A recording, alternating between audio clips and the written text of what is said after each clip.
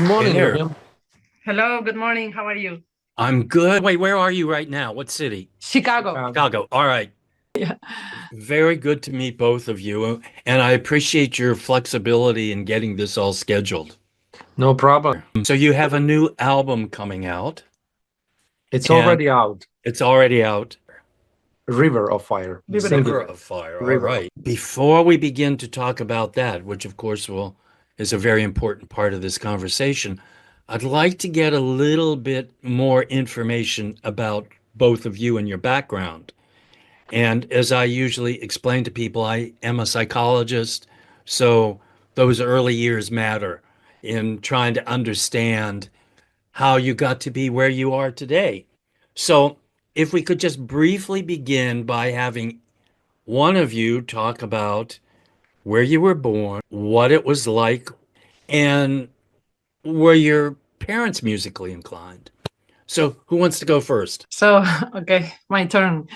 So I was born in Burrián, my hometown, which is 60 kilometers north of Valencia, on the east coast of Spain, in the Mediterranean. I started with music by chance. My parents moved to a new area of the town, and we had a neighbor who was a musician and who came to my parents' apartment and asked who wanted to join him to play in the wind band of the town. And I said, yes, I would like to do that. And he first introduced me to music through his instrument. He played all brass instruments, the French horn, trumpet. And after a month, I had pain in my lip. And he says, oh, let's give you more feminine instrument. And he handed me the flute. And that's how I ended up playing the flute. And my parents are not musicians. I am the first musician that I'm aware of from my closest family relations. My grandparents were not musicians either. And no, so far so good and so interesting. I have a sister now who is younger than me, who is also a musician, but nobody else in my family. So you took lessons from your neighbor, Mm-hmm. and then what about the rest of your education?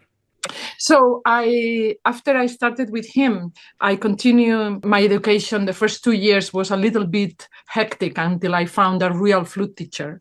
So I was 15 when I started with my neighbor, and when I was 17, I finally found a flute teacher in the province, in the capital of the province called Castellón. And then after a few years, I moved to Valencia, and I studied in Valencia with a wonderful teacher. And a few years later, I moved to Rotterdam, to the Netherlands, where I met Denis, and I continued my studies there for 6 years. And I have degrees from Spain and from the Netherlands, from Codart. At that time, it was called Rotterdam's Conservatorium. Now it's called Codart. And it was very interesting 6 intense years of studying because I started quite late. And those 6 years, I felt like I was eating. The Netherlands is a very different climate and culture from Spain. And I was, all day at home practicing or in the conservatory practicing. And I was very lucky because when I met Denis, he was preparing for an international competition already. He was 18 and he was preparing for the French Paris competition. And he was practicing 6-7 hours a day. And he would call me on the phone and he would say, so how much did you practice today? And I would say, I don't know, 3 hours. Or he says, you have 4 more to go. And he would hang the phone. So he was the perfect encouragement. He really made me work very hard. And also the ambience in Rotterdam at 5 p.m. was dark. You had to be at home or you had to be indoors. So it made me really work very hard. And it was wonderful years for me. We decided to come to the United States. What about you, Dennis? Well, I was born, my hometown is called Tuzla in today an independent country of Bosnia and Herzegovina. At the time when I was born, it was former Yugoslavia. I started my music education sort of like in a preschool age. Like I was 5 or 6 when my parents said, they decided, oh, this would be good for our children to have a little more music education. So they inscribed me in a music school that runs parallel to the elementary school. But I started just a sort of like informative year, and we only learned 2 notes, do and sol. Do is like, you know, and this Kodal is a system. Do was below the table, sol was, G was on the window. Anyways, 1 year later, when the time came to decide what instruments do we want to play, I remember that I wanted to become a guitarist, to be like one of the Beatles. I liked Beatles at the time, so that was my idea. But when I went to music school, I think 6 at the time, and I started playing guitar, had a good teacher in the beginning who put me on a classical guitar. I finished my school there, and then the time came to further my education in a high school. In former Yugoslavia, the high schools are specialized for each discipline. So in order to go to music school where they have a guitar department, I have to go to a different city, to the capital of Herzegovina, Sarajevo. So I moved there at the age of 14, started a high school, and finished the high school in 3 years in order to start my studies earlier at a music academy in Zagreb, Croatia, today. I was, I think, turning 18 when I went to Zagreb, studied for a year, and then the war broke out in former Yugoslavia. And that was the reason why my parents said, just move to Netherlands for a little bit until this whole thing quiets down, because I was military age and the military service was compulsory. They sent me to Netherlands to live with some relatives for just a little bit, but that little bit turned out much longer because the war was just raging on.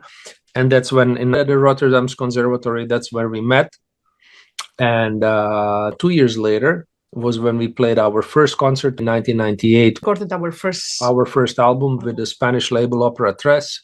So we finished our studies there, came to United States, and then developed the career from there on here. It's not exactly that you see every day a pairing of guitar and flute. How is it that you decided that you could make it work? So when I met Denis, as I said, he was already practicing many hours, preparing for international competitions, and I was playing the flute for less than 7 years. So I could not play with him. So the love came first, and then the professional togetherness came much later. Yes, we did play one short concert in my hometown because it was kind of a requirement for a scholarship they were giving me. And we played a little bit, but Cavatina Duo did not exist until 1998.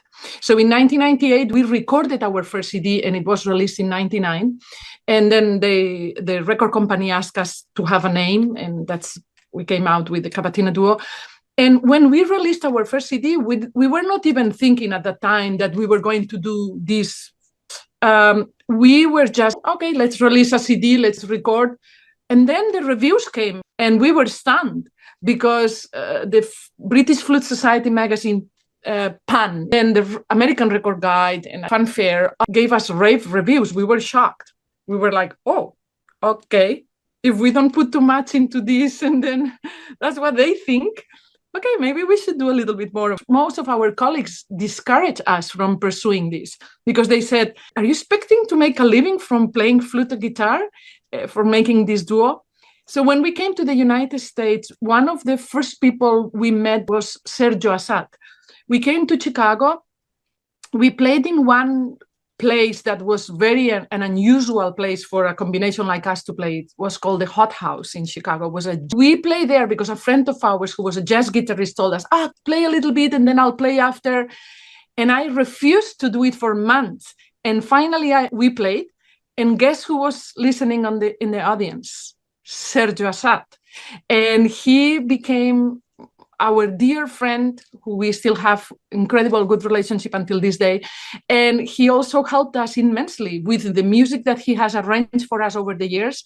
And he also composed, and he also got us a manager. I mean, it's like incredible. Mentor. He was like our mentor. Just to elaborate a little bit more on the thing that when Eugenia said it wasn't planned, and some of the best things in the life happen when they are not planned. We were both pursuing our individual instruments, guitar and flute, Eugenia had her idea of what she may pursue, like position or orchestra. I was thinking more of, we played together, we played the concert, we recorded the CD, and sort of like one thing led to another. It was really interesting to work the repertoire that we worked.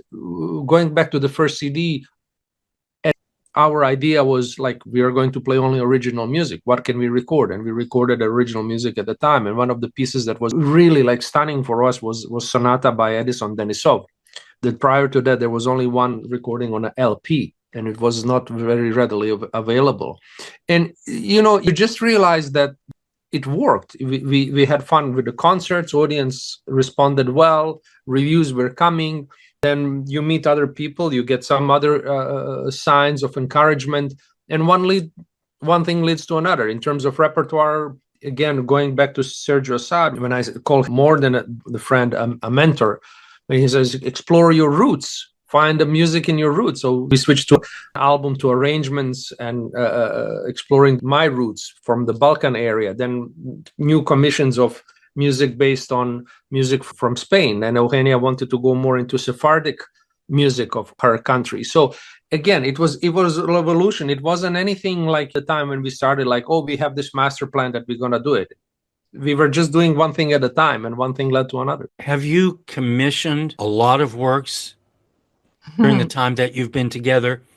So we have commissioned around 26 pieces, some shorter, some longer. Among them, there is also a concerto for flute and guitar and orchestra. And we have commissioned arrangements of pieces that would be maybe for flute and piano, that Denis would play the piano part, like around 12 to 14 pieces. So you can count how many pieces are these. We have recorded, I think, 9 CDs, 10 CDs, well, something like this. You know, when Sergio said, explore your roots, go back to this Balkan project. I am from that part of the world. The folklore is very rich. So we have, for that album, we've commissioned 13, 14, 15 composers. At the time, we were thinking, like, make an arrangements on this music. I selected dances and songs of that part of the world, from the Balkans. And we said to them, do whatever you want with them. Put your own stamp. And one of the composers was my former teacher, Vojislav Ivanovic from Sarajevo. He also did the arrangement, but he did the program notes, and he said, actually, these compositions became more impressions on the theme rather than arrangements, because each was developed enough to become impression rather than just an arrangement. So it's a little bit of a more of original work. Then further out, we go to the Sephardic journey, where Eugenia, we contact the composers and we say, let's do the Sephardic music, because Eugenia has a Sephardic origins. And we expanded the instrumentations just a little bit beyond flute and guitar to include some strings. So we have a trio for flute, violin, guitar, trio for flute, violin, cello, sextet for string quartet plus flute and guitar. We wanted to get a little bit different sonority in the mix. A collaboration again with Sergio Assad and his daughter Clarice Assad for our album of Astor Piazzolla, or were the arrangements of pieces of Astor Piazzolla. Then adaptations and arrangements of 19th century operatic, variations on the theme. So thus our Cavatina de Opera. Cavatina de Opera, where we had the different composers also, mainly Alan Thomas, arrange. Then we also commissioned the arrangement of the 12 fantasies for solo flute by George Telemann to create a guitar part. And that album was Critics' Choice in 2020. We have continuously created our own repertoire in a way. We want to do that because we think the sonority of this combination of instruments is simply fantastic. Sure. And it's not simply wedding music or background music. The fact that there is not the kind of repertoire that we like to play, because there is repertoire. There is a lot of repertoire from the 19th century, but where the guitar is simply more accompaniment. And we wanted to create a much more kind of fleshy, real part for the guitar. What I mean is like harmonically rich and substantial part, that the harmonies are fleshed out and you can hear everything much more than a simple accompaniment. We have been doing quite a bit of work, and we still have many more things to do. Do you concertize a lot? Yes, we do play concerts. We have a manager in Taiwan, and she finds us concerts in Taiwan and China. We've been there many times. We have a manager in the United States. We have a manager in Europe. And so we have been concertizing. We have played in places like Bhutan and India. We have played in Korea with orchestra. Wherever we are invited, we go. Do both of you listen to music? It's interesting question, but what do you specifically mean? For your own enjoyment, what music do you listen to? Jazz, classical. A lot of classical. Whatever our son puts in the mix. And like, for example, I'll just give you one example of evolutions of the things. It depends what crosses your radar. When I was a teenager, one of the first records I bought was Paco de Lucia and another flamenco player. So I listened. I liked flamenco at the time. Later on, a little bit of a jazz. We did not have access to lots of sort of like things from the Western world. But I remember when the records came in, there was this series of a New York Philharmonic and Bernstein's recordings. And the cover of the LP was like newspapers clippings. When I started buying those recordings, I was listening to them so much. And I became fascinated with orchestral music, to the point that when we met in Netherlands, I started going to Eugenia's lessons. Her teacher was a principal flutist of the Rotterdam Philharmonic, and we would go and listen to Rotterdam Philharmonic every week. There was maybe like 2-3 times. Yes, there were special students prizes. Fascinated with orchestral music. I asked him for lessons because I wanted to learn that perspective of music, because it was fascinating how he spoke about the music. One of the greatest things I think I've learned from a teacher was that period when he showed me how to observe the music. If I look at my score, which is only one staff line, right? He made me understand how to expand it sort of in imagination form on orchestral terms. Fast forward, last night we went to listen to Eugenia's friend, our friend called to assist to a chamber music concert. So we went and we listened one recently commissioned piece that they did. And then we listened to Dvorak piano quintet, Opus 81, the famous. And came back home and I spent, I don't know, another hour listening Dvorak. So it depends what crosses your radar, and then I said it could be jazz, it could be fado. But we listen to music all the time. Not so much. When did you start planning for this album? Oh, this was a long time ago. So this album was in the pipeline probably 6 years ago or 7 years ago. What happened is that COVID came, and also there were another issues with Denis' health. He couldn't play for a while, and we had the pieces already written and commissioned, but because of all these circumstances, because of COVID, and then Denis couldn't play, we had to postpone it, and finally we were able to record it last year. I remember clearly one day a friend of ours, they live close by, from my hometown in Tuzla. They live here. And she calls us one day and she says, I'm listening radio. Chicago has this WFMT, really good classical radio station. She says, I'm listening some piece and it's based on gypsy music. Why don't you and Eugenia do something based on gypsy music? And Eugenia talked about it and said, yeah, that sounds like a good idea. So let's start talking to the composers. So that was the first spark. Then you start talking to the composers, to the donors, to the record house. You start putting things together. You get the music. You find the collaborations with people. We were fortunate that we asked Pacifica Quartet and they agreed. So it was a many years since. When we talk about the donor, we need money to commission all these pieces. Sure. And we've been super lucky.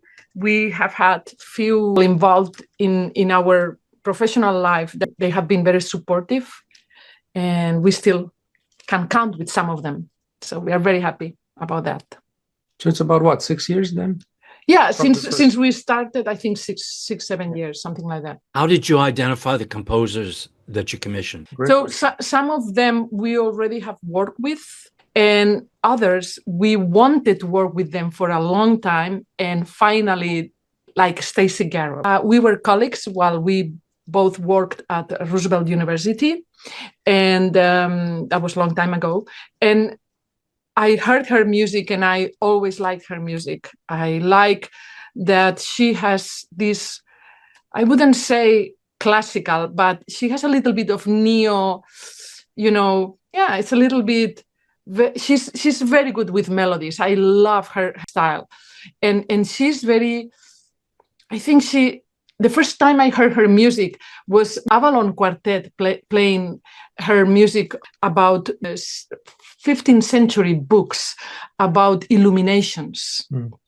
I couldn't believe, because when I heard the quartet playing that music, I was seeing those prints, and I was blown away by her mastery, her delicacy with the music. So I said, she has to be one of our composers. And then we wanted to commission from Sergio since long time ago. And then Clarice has been collaborating with us also for a long time. She's a genius. We love working with her. She's just somebody, you tell her, this is what I'm thinking about. You have the freedom to do what you feel, but just be a little bit connected with this idea. And then she just comes with this piece, amazing. Then Matthew Dunn's piece was a little bit different. Matthew Dunn, he had already written one piece for us. What happened is that San Antonio Chamber Music Society commissioned a piece from him, and he wanted to write this flute and guitar duo dedicated to a friend of his who had passed away.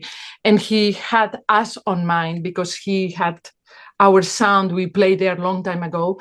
And, it turned out to be a wonderful thing, because he wanted us to play that piece, and we wanted that piece to be part of our project. So it just felt good.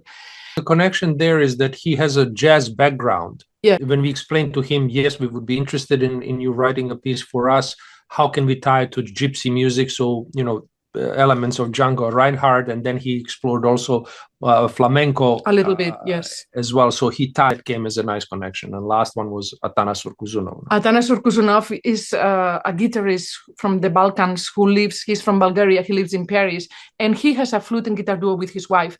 And one of the most peculiar things about his music is that he uses these super complex odd rhythms. And we like his language. It's hard to read, hard to put together, but we love the challenge, and we like his music language is very complex. So he wrote this piece for us, Raga Ibriama, and we just love his music. Yeah. So where did you record this? We collaborated with Pacifica Quartet, and they are based in Bloomington, Indiana, at the university. And the record had already recorded in our hall many times with them. So we were lucky enough to be able to secure the hall and to record there. So the entire album has been recorded at our hall in Indiana University, Bloomington. Over how many days did you dedicate to the recording? We did it in 4 days. 2 days and 2 days, I think so. Yeah, yes. It was one was in January, another time was in June. So I think 3.5 days, yeah, because the last day was very short. Yeah, we usually prepare ourselves extremely well to go kind of smooth. Were you both involved in the post-production of the recording, or was that left up to Cedille and their recording engineer? They do their work. They send you the draft of the edits and of the mix, right? Yeah. So we go back and forth. It's with all the artists. Everybody puts their opinion. I mean, it's collaborative projects. The more ears you have to that, the better. Among all of them, the producer, the engineer, the other musicians, everybody put their input, and we finally come up to something. And also composers. Composers. Everybody chimed in to find the best mix. But because we have recorded quite a bit of number of CDs already with Cedille, we trust Bill's criteria. We are very comfortable with it. What's the inspiration? I know it's Romani music, but why is that? What inspired you from that kind of music? Well, I mentioned before that the friend called in one day and said, why don't you do an album based on gypsy music? It's very close to both of our cultures. Roma people have migrated throughout the world. In every region where they land and they stay and they have their community, their culture mix, their music mixes with the local influence. The gypsy music in my country is different from flamenco in Spain, or from Middle East, or from France. all the way to France, or all the way to Brazil, as Sergio demonstrates in his piece. So that was the inspiration, closest to that music relationship that we had from our childhood, hearing it and being drawn to it, and simply understanding I would say artistic inspiration or musical inspiration. And second is also to understand and to bring forth, let's say, the richness of one group of people or one ethnicity, that from artistic perspective you see so many composers draw their inspiration from something that it's already beautiful, that exists out there, and then you present it in a new light. So that's something that we wanted to showcase, and through that we also learn a little bit about the people, and we become also ourselves educated of perhaps sometimes when you see their place in let's say in our society, and oftentimes how much we shun them and we marginalize them, and yet we admire their music. So we want to appropriate what's good, but also negate some other things, and that's a little bit disparity, and makes you realize, it makes you think how I was brought up and how the gypsy terms was very often used in a negative, derogative way, but in the same time, we love their music. And then you're like, okay, let's be a little bit equitable and fair to these people. They have a lot to show us and to teach us. In 2017, I met Kai Christiansen, who is the musicologist who wrote the notes in the booklet, in the program notes. I met him and I told him then that I had this idea of doing a project. Then we met in New York at the Chamber Music Conference, and we spoke about a movie called Lacho Drum. It's a movie, nobody talks, but there is only music.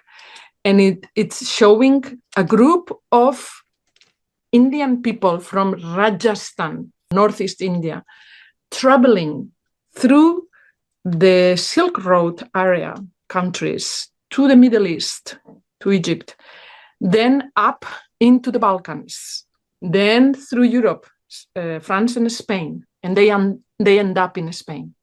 So it's a trip of culture and music that these people take. And watching that movie and being in touch with that movie it's what really made me more convinced that this project is more than just music. This project kind of a cry to the world of how beautiful is the culture of these people, that we use their name in a derogatory way, gypsy, but then it's enriching the lives of every country and every other people that they go through. Their music enriches everywhere. Yet we are racist against them. Right. Got it. Isn't that terrible? Yes. So this album called River of Fire is a river that comes from there, and it spreads all around. And the fire is the passion, is the love, is the many good things. And it goes everywhere. It's like the water. Without water, you don't have life. The fire is the passion we need to have in order to make life more sparkly and more interesting and more beautiful. You certainly gave an impassioned response to my question. I loved it. It was great. Excellent. I really did appreciate the conversation, and they always go so fast. I was great, and great information and great enthusiasm was wonderful. Excellent. Thank you. And thank you for having us. Any other points you want to make in a minute, 18 seconds? I would just like to add that doing this project is more than just for Cavatina Duo. Cavatina Duo is a little bit like we are just vessels we carry the torch a little bit further, but somebody else picks it up somewhere else. There is no so much repertoire for flute and guitar, but we are just creating a little bit more, and we hope to inspire